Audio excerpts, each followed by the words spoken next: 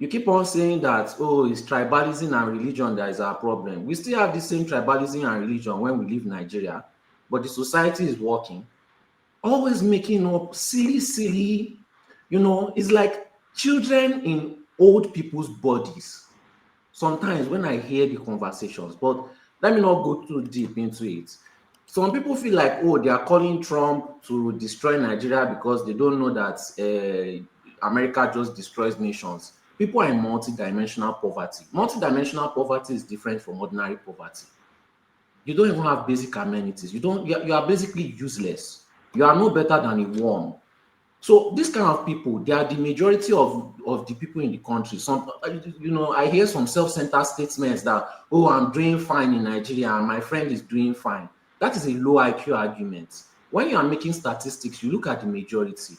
The majority of the population in Nigeria is suffering from multi-dimensional poverty. You are the top tier echelon of poverty. They had to create a new type of poverty for your own kind of poverty. And then some people are saying, oh, the banditry is too much. Of course, if they have multidimensional poverty in USA, they will be stealing your organs on the road. They will. So we're always talking about the cause of the problem because nobody wants to truly focus on the problem, which is class. There's a class problem in Nigeria. Even when you guys live in Nigeria, you still have this class issue. This thing that you are making fun of so is a class issue. The people that you respect hate you. They don't even see you as human being. That's always what is always, I never knew that I was so secluded to the elite life till I came and I started seeing how the normal citizens behave. No Nigerian elite should ever commit class suicide for the average Nigerians. You guys don't deserve it. You don't deserve it because you don't respect human beings. The only people you respect is yourself and maybe your friends. You guys don't respect human beings. I have nothing to respect about you guys. Every time I just lose my respect. They are talking about Christian being genocided, this and down, and then the elders will be talking about, it's not only Christian, it's Muslim. You on human life, you start playing semantics. As you are wasting time, people are being unalived. As you are wasting time, the problem is getting worse. You will see government is stealing money. People will want to be arguing semantics. They will argue that semantics for years, giving the guy a free road through to be doing what he's doing while you are arguing like fools. That's what I see the elders doing all the time. You know what is right, but because of the classist mind, and I believe that most of the older people in Nigeria still suffer from some kind of trauma because you're always so proud to talk about your struggle Olympics of how you suffered and how the new generation does not want to suffer. So we should be inheriting suffering. You believe that we should suffer before we make it. But you go to countries where you don't really suffer that much to make it. What is good for you? You don't want others to enjoy it. What you want your children to enjoy, you don't want other people's children to enjoy it. There's some kind of trauma that the previous generation is suffering from. Left to me, anybody that supports the government, I will just wipe them out, treat them like Gaddafi. But you Nigerians are too soft. You are soft on your oppressors, but the people below you, you raise your chest, always looking for who to beat down. I rarely see any Nigerian that wants to punch up, always looking for somebody that is smaller than them to oppress, and you will now raise your chest as if you've achieved something, and then you will now say that we should respect you. Nigerians are too soft. If I have 5 people like me, that country would have ended by now. I don't need too many people, just 5 people that are ready to lose their life and ready to take people's life mercilessly. But you guys are too soft. You are too soft, unfortunately.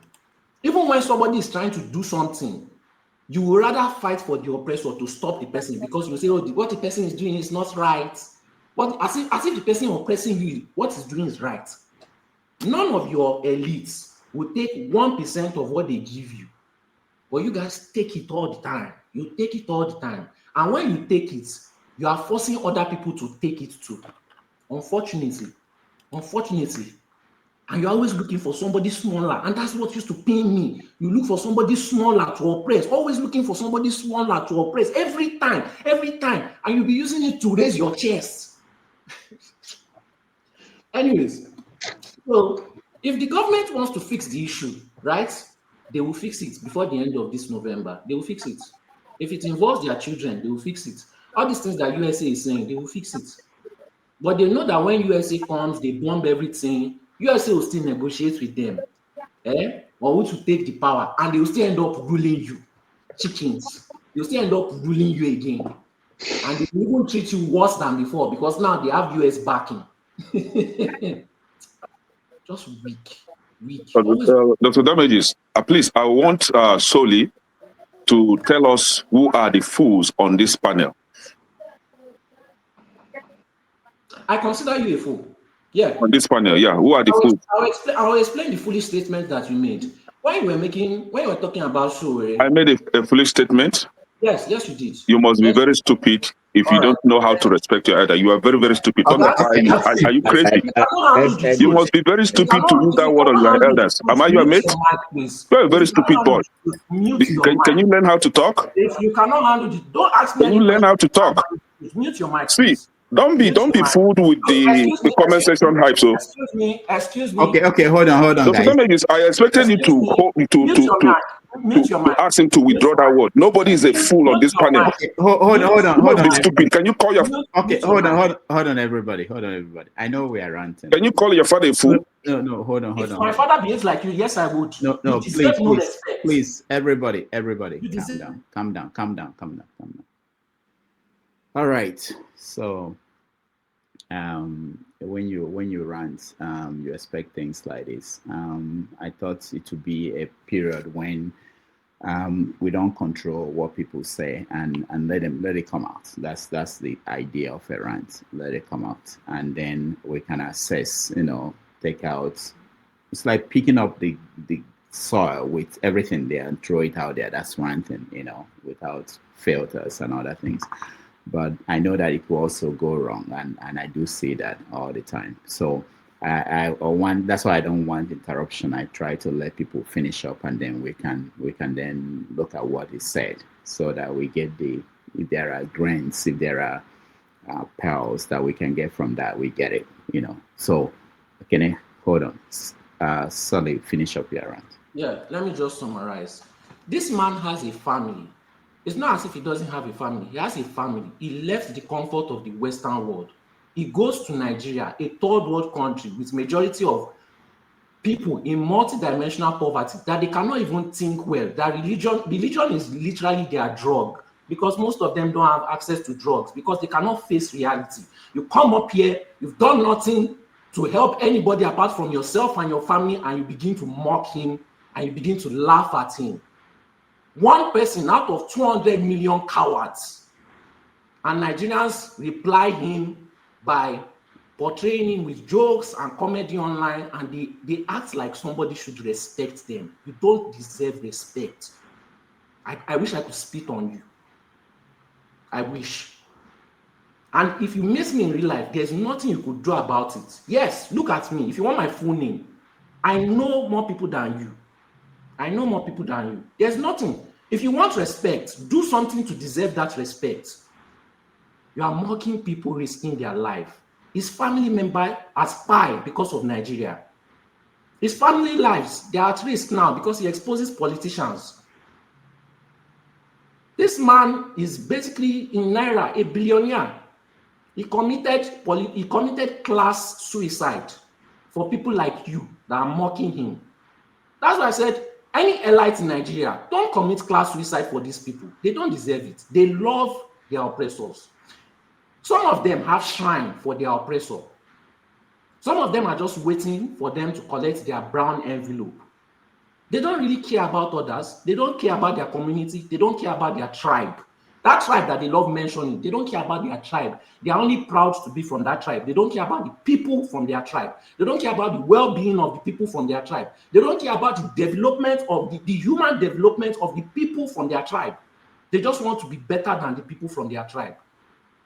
They are not ashamed when they see people from their tribe begging. They are not ashamed when they see people from their tribe suffering. When they say they are fighting for their tribe, it is a lie. They don't love their tribe because they don't think as a community. If you see the Yoruba people fighting for Yoruba, what have they benefited individually from this Tinubu president? Nothing.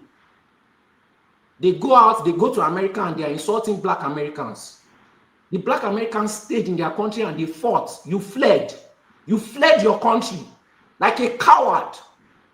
And you are insulting Black Americans. Do you know what they've gone through to get to that stage? They did the civil rights movement that allowed your blackers to come to their country, and you mock them too. You mock them too. Even though they are where they are, they face their oppressors and they tried their best. What have you done? Nothing. I think, Rudolph, you may have to stop. So, Rudolph. No, wait. Why would they editor Rudolph now? Let the man go. Let him speak, sir. Let him speak. Everybody has their own time. Let the guy speak, for God's sake. You are